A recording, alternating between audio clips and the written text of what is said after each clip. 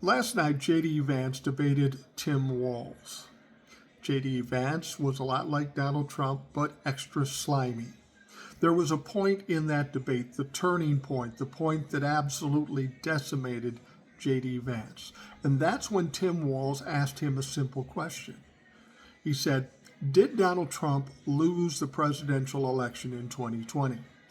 J.D. Vance couldn't answer that question. He would not answer that question. He did what every other Trump-a-fuck does.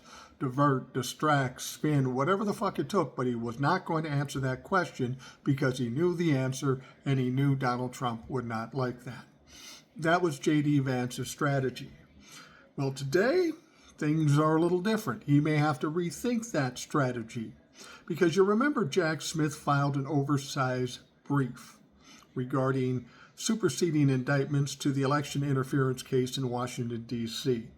We knew there was going to be a lot of new evidence in there, stuff that we'd never heard before, and we knew it was a possibility it would be revealed to the public before the election.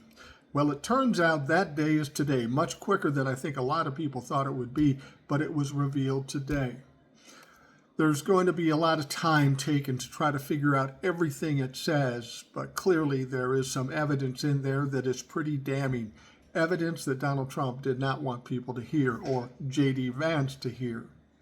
You see, there's the points that they pulled out of it is comments made by Mike Pence. Now understand, anything or anybody that's in the circle around Donald Trump who tells us what Donald Trump says, that's admissible in court.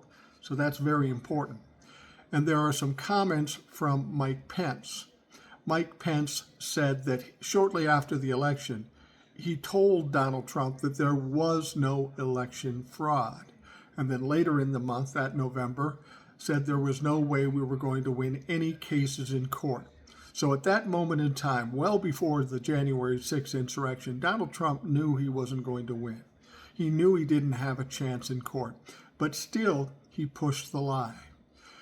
Mike Pence suggested that he's emotionally fragile and impossible to deal with.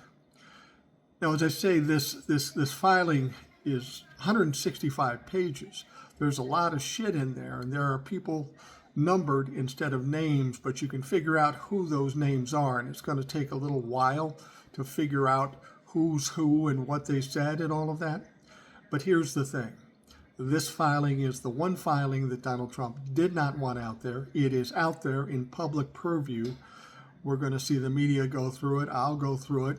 And we're going to come across some amazing shit. Shit that's not going to go well for Donald Trump. Just what I told you today regarding Mike Pence is enough to shut down Donald Trump. So this is going to be interesting. These are not good days for Donald Trump. And you know what?